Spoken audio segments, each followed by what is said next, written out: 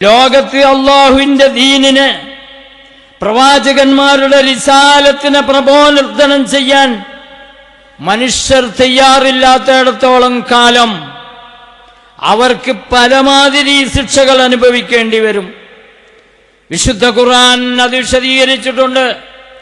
അദാബുൽ അദ്ന, അദാബുൽ അക്ബർ എന്ന രണ്ട് ശൈലിയും വിശുദ്ധ ഖുർആൻ ഉപയോഗിച്ചിട്ടുണ്ട്.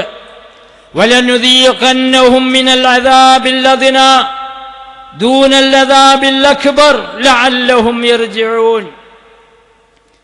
കുറ്റങ്ങളിൽ നിന്ന്, തിന്മകളിൽ നിന്ന് പിന്മാറാൻ തയ്യാറില്ലെങ്കിൽ ദുനിയാവിൽ വെച്ച് അദാബുൽ അദ്ന നേരിടേണ്ടി വരും, പരലോകത്ത് വെച്ച് അദാബുൽ അക്ബർ നേരിടേണ്ടി വരും.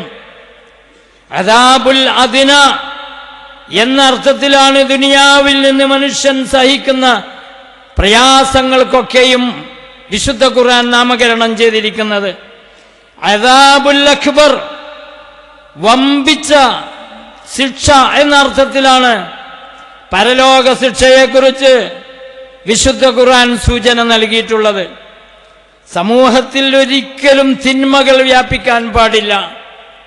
ചെറിയ ചെറിയ തിന്മകൾ മുളച്ചു വരുമ്പോഴേക്കും സത്യവിശ്വാസികൾ ഇടപെടണം. അതില്ലായ്മ ചെയ്യാൻ അവർക്ക് കഴിയണം.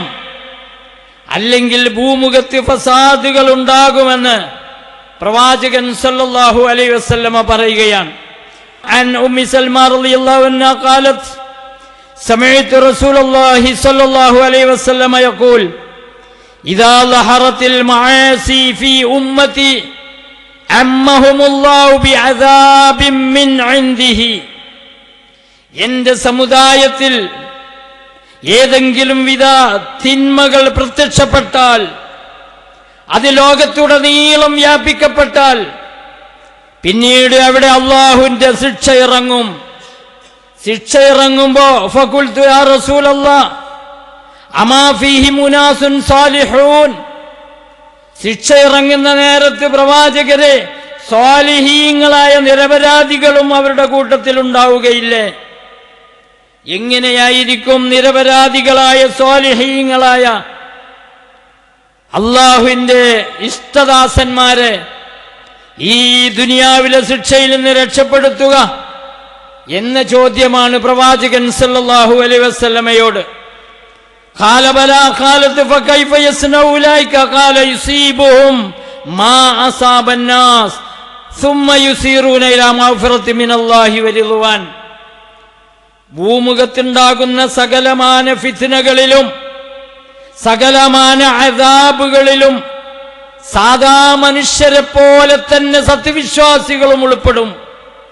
സ്വാലിഹീങ്ങളും അതിന്റെ പീഡനങ്ങൾ അനുഭവിക്കേണ്ടി വരും, അതിന്റെ ദുരിതങ്ങൾ അനുഭവിക്കേണ്ടി വരും, അതിന്റെ കെടുതികൾ അനുഭവിക്കേണ്ടി വരും. പക്ഷേ സുമ്മ യുസീറൂന ഇലാ മഗ്ഫിറതി മിനല്ലാഹി വരിദ്വാൻ. അല്ലാഹു സുബ്ഹാനഹു വ തആല അവർക്ക് പരലോകത്ത് മഗ്ഫിറത്ത് നൽകും. പരലോകത്ത് അല്ലാഹുവിന്റെ റിദ്വാനിലേക്ക് അവരെ ചേർക്കും. എന്നാലും ശരി, ദുനിയാവിൽ വെച്ചുണ്ടാകുന്ന സകലമാന പരീക്ഷണങ്ങളും അക്രമികൾ നേരിടുന്നത് പോലെ സത്യവിശ്വാസികളും നേരിടും.